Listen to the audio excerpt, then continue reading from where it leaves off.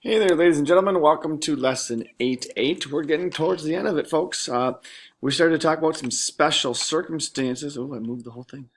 The special circumstance we're talking about today is this pattern of a difference of squares.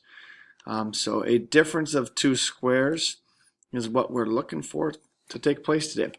And what that means for us is that it occurs when the leading term is a perfect square and the last term is a perfect square.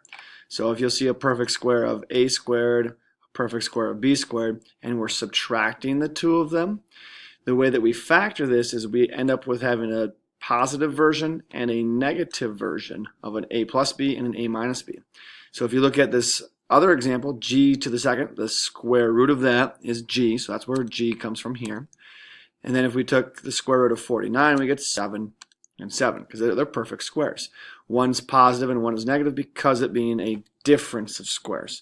So that's more or less how this entire process is going to work out. There's going to be some small little things that we need to pay attention to, but outside of that, it's looking for the pattern. So if we look at this very first one, we have a 16x to the second minus an 81y to the second. Because these are both perfect squares, what we're going to do is we're going to break down the 16x to the second into its, we'll take a square root of it.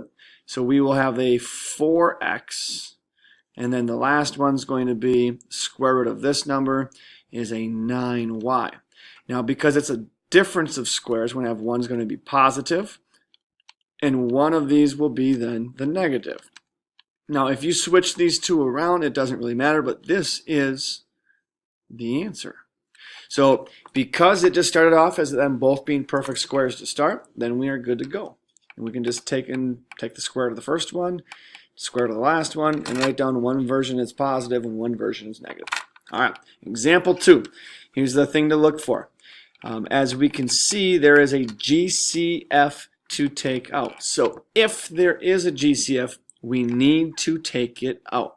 So we're going to divide out a 3 and a b out of this problem in order to get us down to the next step. So when we divide it out, we're left with a b to the second, and 27 divided by 3 is 9.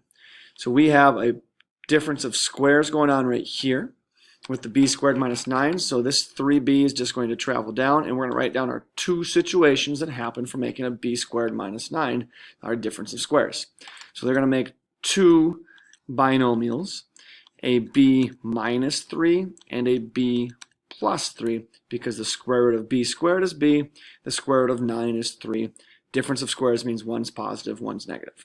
And then this is our answer. Kind of cool stuff. All right, let's try another one.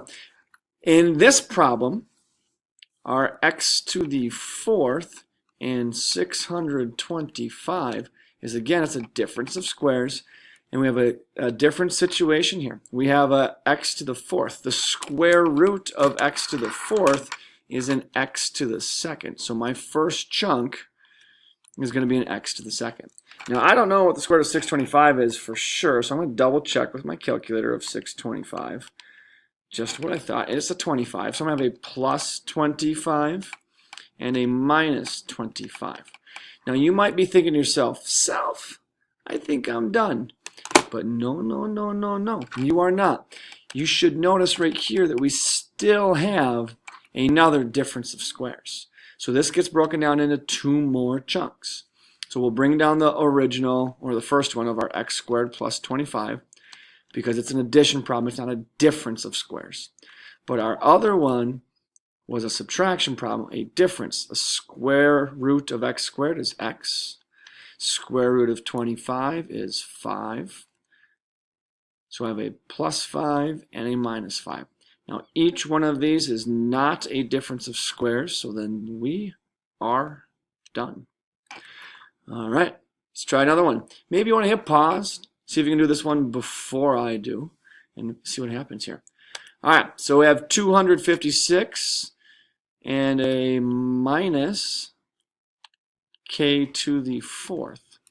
The square root of 256, I'm just going to double check on my calculator what that is. So I'm just typing it in. It's 16. we have a difference of squares, so I have a 16 and then a plus k to the second. And we have a 16 minus k to the second. Now this, with the subtraction one, this is a difference of squares, so we can keep moving. We need to do another step here. So that breaks down into two more chunks. We have a 16 plus k to the second from our first chunk. And because it's a difference of squares, we are noticing that pattern. We're going to have a 4 plus k and a 4 minus k. And then this whole thing is our difference of squares factored out answer. All right, let's keep it rolling. So on question 5 here, we have ourselves another situation where we can take out a GCF. So if we can take out a GCF, we should take it out. Our GCF is going to be a 9x. And then we're going to be left over with an x to the 4th. And then 36 divided by 9 is 4. And so we have this situation.